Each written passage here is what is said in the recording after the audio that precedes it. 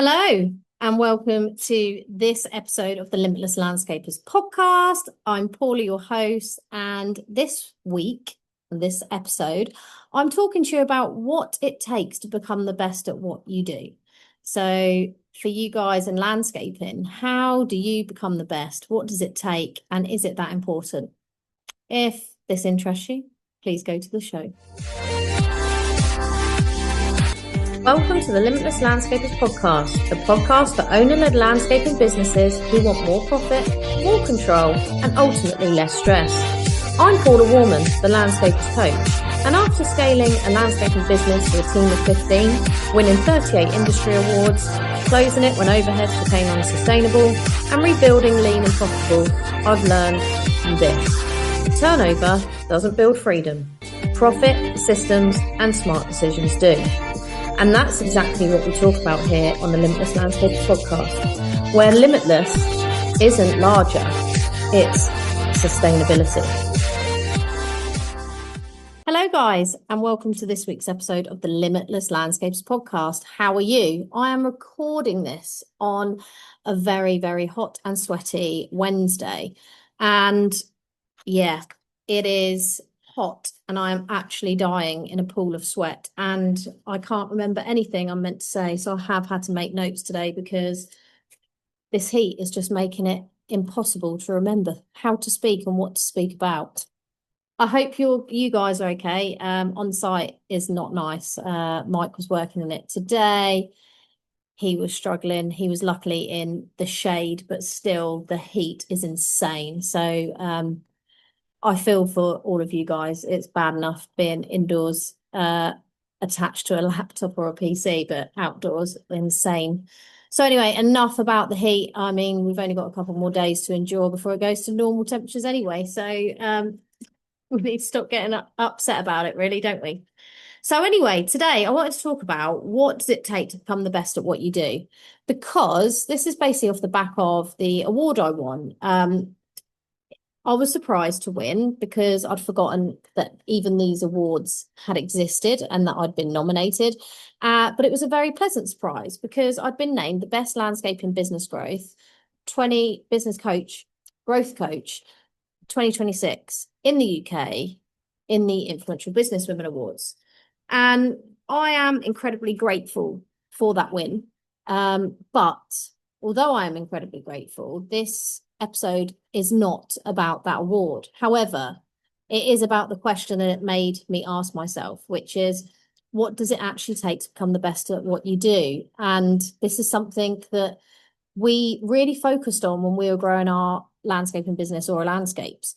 And it's really important because for you guys running landscaping businesses, how can I help you become the best business that you can be, that everybody wants to buy from, that everyone wants to work for, and everyone wants to recommend? And at some points in our business, we were that business. And there are quite a few things you can do to become that. After 14 years running that business, it becomes quite clear at what you need to do. And I've coached many business owners in the landscaping industry that can categorically confirm that it's probably not what you actually think it's going to be. So I've got quite a few points to cover in this episode, and hopefully you'll be able to take as much as you can away from this and implement it into your businesses, because that is the reason why I make this podcast, by the way. Not just so I can drone on and talk about things that I enjoy talking about and sharing my expertise in running the landscaping business and being a coach to landscapers. It's because I want to impart my knowledge and I want you to gain something from listening to it. So please take from this what you will. But the first thing I want to talk about is the best do not chase after shiny new objects. Now, I made one of my favorite podcast episodes ever last week about the shiny bullet syndrome, the magic bullet that's going to ultimately change your business. And really, there truly isn't one. If you are promised something, it's probably never what was promised. And it always goes back to consistency. And this is a similar point, really, by chasing shiny new objects. I used to do this a lot in the early days before I had the children to focus on. So I had a lot of time to be able to focus on other things. And, you know, we could look at chasing new software, for instance. There's always new software, new CRM systems, particularly now in the AI world. There's so many things that you can adopt and import in your business. I did a great episode on AI with Hive Drive. I can't remember her name, Yasmin. Oh God, I did a great episode on that with Yasmin of exactly what AI can do for your business. But you know, we could talk about AI softwares all day long, and you could chase after the next shiny one. You could look at new, exciting marketing tactics. You could look at constantly changing the direction of your business. I did this a lot in Aura Landscapes. We kind of went from being a design and build company to then offering artificial grass, to then taking that off because it didn't work. It didn't align with our values, and it ultimately did not work very well financially either. So that was canned. And then we looked at adding maintenance and soft landscaping by employing different specialists in those fields. And then went back to not doing that and focusing on what we truly do. We tried product sourcing. We tried lots of different things because there was always something shiny and new to chase. But actually, all it did was make us change direction so much that we never truly made what we wanted to make from it. And essentially, we went back to being a small business, landscaping business, which we are now. And the best businesses, like I talked about consistency last week, is they do the fundamentals first. So they consistently market their business during all times of the year. Stop it. Sorry. They consistently market. They consistently follow up with clients and quotes. They consistently deliver a great customer service. And when I first started Aura Landscapes, that was a massive priority for me because I did want to be the best landscaping business on the South Coast. That was a huge priority. And I knew that a lot of that would come from delivering great customer experience. And we did. We spent a lot of time putting in the effort to make that the best experience we could deliver.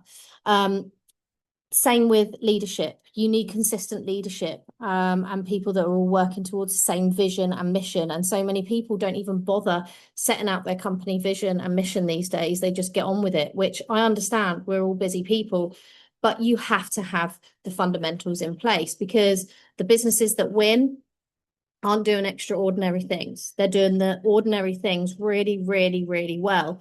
And what I always remember when I was first setting up the business many years ago now is that someone once told me, you don't have to do something different to your competitor. You have to be better than your competitor in some way. So whether that's better skilled, so you have better skilled landscapers on your team, whether you have a better designer you work with or the designs you do are better, maybe you deliver the best customer service very consistently, maybe you have the best team, all of these things. It's not about doing something different, it's being the best at what you do consistently. The second point I want to make is knowing your numbers. I know I bang on about this nearly every episode. Every subject I talk about comes back to knowing your numbers. And the problem is most landscapers will know how many jobs they've got booked in. They'll know how busy they are. You will know how many quotes you've got to get out this week. But not many of you will know your gross profit, your net profit. You won't run a working cash flow that you update weekly. You won't be looking at your sales conversion or even your sales funnel, which is the biggest, most important funnel you need to deliver upon for your business to be a profitable business. You probably don't even know your average job value. You'll just basically pull figures from thin air thinking that's the truth, but you haven't actually gone back over actual figures and data and set aside what is actually happening in your business. And unfortunately, you can't improve what you do not measure. So a key thing that people that win in business do is know their numbers and know everything about them, why they're like that as well. Only today, I was working with one of my big clients, and we were looking through the P&Ls, and they have exceeded the budget expectations of this year and this month, and they are doing so, so well. But it's also interesting because we're looking at the profit side as well, and they've smashed the profit, they've smashed the net profit, and actually they've kept all the costs slightly over. But of course, the reason the costs are over is because they've over delivered, like I think it was 65k in sales. So of course you're going to have more costs associated to more sales. But it's understanding that, and understanding that if you are under budget, why? If you're spending more on labor, why? If you're spending more on materials, why? It's knowing the numbers so you can understand the whys and wherefores of your business, and then most importantly, making better decisions in your business going forward. Number 3 is about systems, and systems again crops up all of the time. I know it does, but I spent a lot of time putting systems in place with Aura Landscapes. I mean, it was a 15-year-old business, and I spent a lot of time implementing systems at the beginning, particularly through the hires we made. Put lots of effort into delivering on customer service and working out how we could do things easier and simpler, which came down to automation really, and running a really good CRM system with fully automated, messaging, emails, all of that, to really deliver that customer service that I envisioned for the business. And the turning point with Aura Landscapes being the best versus a brand new company, not the best, was the repeatable systems that we created within it. And repeatable systems I'm going to mention and give you examples are how we handled the inquiries from the minute they came in. Who answered the phone? Where did that inquiry go? Onto an inquiry log, you'll be shocked to know. Who then booked them in for a site visit? Who went to the site visit? What happened after the site visit? How did we quote? How did we present the quotes? Did we follow up the quotes with emails or a second visit? Did we put together brochures? What happened after they'd said yes? Like, how did we hand that over to the build team? What happened after we'd finished the job, and how did that come back? There were systems everywhere. I'm not going to lie, Charlotte was instrumental at the time in that business because she loved systems. She still does. And we put in those systems so we could be the best landscaping business that you could deal with on the South Coast. We put in systems for weekly team meetings to ensure communication was open, and the same with client communications. We actually had a client portal where we uploaded images and told them who would be working on their job, and if they weren't there, why not. It made all of that so much smoother. It became like the best systems for the best landscaping business. Because again, another system, one of our marketing avenues or pillars, should I say, was to always enter awards, to every year enter and ultimately win awards for the landscaping projects that we were completing. And the fact is, it was a very good strategy, not just for marketing, but to elevate us to an award-winning business status consistently over the years, not just one and done. 38 industry awards won over the period of time, and every year entering more and more awards, because we felt that was a massive part of our marketing strategy to showcase that we were the best business you're going to deal with on the South Coast in landscaping, but also the best quality workmanship you're going to get, the best design you're going to get. And ultimately, you could be the owner of an award-winning garden if you work with us. So all of these things, that the best businesses are not going to rely on things that are kept in the owner's head. They are going to rely on the best systems being put into place. They rely on the processes, and the fact is, when you've set up systems and processes, it becomes like it's just set. So you don't have to think about it anymore. Once you've set up your sales process, you don't think about that anymore. It just happens. You follow the process and you get the same things at the end that you predicted. Point 4 is the best businesses will invest in themselves. And this is naturally where coaching comes in, because There are plenty of courses, there are plenty of coaches, mentors, there are plenty of industry events that you can go to. But essentially, the best businesses are going to invest in themselves in order to get to the next step quicker. Because ultimately, if you work with me, I've got 15 years experience in running a landscaping business, and I have done a lot of not done a lot of bad things, but made very poor decisions with the business that have led to things happening that weren't ideal. But I've navigated those challenges and come out the other side in order so you don't make the same mistakes, essentially. Because the whole point of me becoming a coach and mentor, and now I'm arguably the best, I want you to learn from my mistakes. And I made a lot of them. You know, if you've been around here a while, you should know quite a few of them. But essentially, the landscapers that are growing quickly and building businesses that are going to last are not necessarily the most talented, sadly. They're going to be the ones that are the most willing to learn, the ones that are willing to take the advice, the ones that are willing to invest in themselves, to develop themselves and the business to get further quicker. You've just got to see that you've got to make the time as well to go to industry events, networking events, building your relationships around you. I've spoken about that so much, that relationships are really key. And the way you build relationships and meeting people. And I know it's hard, face-to-face stuff. It doesn't come naturally to most of us, but it's so worth it in the end. It's the kind of investment that you put in, that time and that effort that you put in, that will make your business come to the top of someone's thoughts when they're looking for landscaping. Number 5 is being playing the long game, shall we say. And this is where, success isn't built in a week, a month, a few months. It's built through thousands of small decisions that you've made consistently over the years.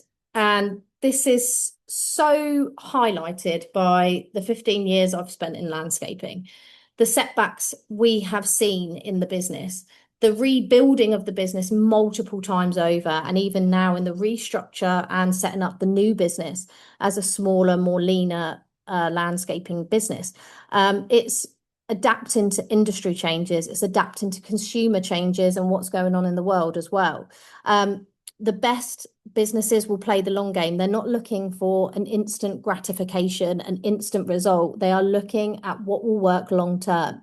The clients I work with, when I coach them, a lot of them are with me years plus, because it's the long game. It's not work with me for 6 months and that's it. No, the first 6 months are possibly just building the basics and fundamentals. The months following that is when you truly make differences in your business, when you truly make inroads, and when you start to become habitual in the changes you're making. So it becomes a habit, not something that you just do because I've told you to. So you need to think about the long game. What decisions are you making today that's going to affect your long-term business strategy and vision? I had lots of different visions over the years for my business that was 15 years old. And they all change, obviously, as life changes and the world changes and just things change. And that's okay, as long as you make a plan and you rebuild and you do it better. And that's what I'm going to come back to. You want to be the best at whatever it is you do, whether that's being a small business or whether that's being a large business. It doesn't matter. You've just got to strive to be the best. And what I really want to remind you guys is that this award isn't the result of one good year in business. I've been mentoring landscapers for about 6 years now, as well as running my landscaping business for the past 15 years. And this award and essentially the awards that we won through the landscaping business is the results of the years that I've showed up, that I've just turned up, that I've learned, that I've adapted, that I've continued helping people and continued to carry on even when things have felt bleak, when they haven't gone to plan. And that's exactly how you build a great business, regardless what you're doing. But essentially, you want to build a great landscaping business, then you have to carry on showing up. You have to be consistent in your efforts. You can't give up at the first hurdle. You have to continually learn. You have to continually adapt. And you have to continue even when the shit hits the fan. And trust me, the shit has hit the fan multiple times because that is life. It's not all sunshine and rainbows. And it won't be. That isn't life. Life is meant to be challenging. And effectively, when you hit a setback, you learn from that setback. You learn more from a setback than when you're riding high. You you truly learn your lessons when you are, on the edge of the pit of despair, when you're feeling like everything's turning to shit, when you feel that you want to give up and close the business down, but you keep going. That's what it's all about. It's the continual striving to do better and be better, that keeps you showing up, that keeps your business moving and keeps you going. So what people see, particularly on social media, a lot of the time is the long game they see, but they think it's happened overnight, and it hasn't. Success doesn't happen overnight. Success is a consistent effort over time and not giving up. And most businesses fail because they give up too quickly. They don't allow it. They don't trust the process. They don't focus, and they give up at the first hurdle. Not me. So if you've listened to this and you've realized that there's gaps in your business, or it's just hit home that I'm talking to you and you are striving to be the best, then don't get upset. Don't beat yourself up. Don't give yourself a hard time. Get in touch, because landscapers, the whole reason I started the Landscapers Coach was because I was constantly asked by other landscapers how we were making Aura Landscapes the way it was, how we were marketing it, how we were doing the sales systems, how we were approaching customers, how we were building it to the brand it became. And people wanted help because essentially landscapers know how to landscape, but you have never been taught how to build a business. But the good news is that it can all be learnt. And I currently have 4 spaces available for new coaching clients who want to work with me one-to-one from July, August time this year. And I know a lot of you are going to be thinking, well, we're the busiest months. This is the time when you need to set the standard. You need to start putting into place all the things you've been putting off, because we will be going into the winter periods and the quieter periods. And with this cost of living and everything going on, you never know what's going to happen. So if you're serious about building a more profitable landscaping business, that doesn't rely entirely on you, that we can look at systems and look how to create that longevity in your business, then let's have a conversation. It's just a discovery call. It's no hard sell, no pressure. It's completely up to you to see where you are, where you need help, and whether we'd be a good fit, whether I can help you get there faster. If I'm not the right person for you, I will tell you. So you will find the link to book a call with me in the show notes, if that's what you want to do. I hope you do, because I'd love to work with as many of you as possible so that you have a wonderful business going forward. And that's it for today. I didn't become an award-winning business because I'm special. I became an award-winning business because I consistently applied the same principles I teach all my clients that work with me. So if you are looking to be the best landscaper, come and have a conversation. I can definitely help you. Right, I'm going to go and enjoy the rest of this day. Hope you have a lovely week, and I'll be back on the next episode of the Limitless Landscapers podcast. Bye.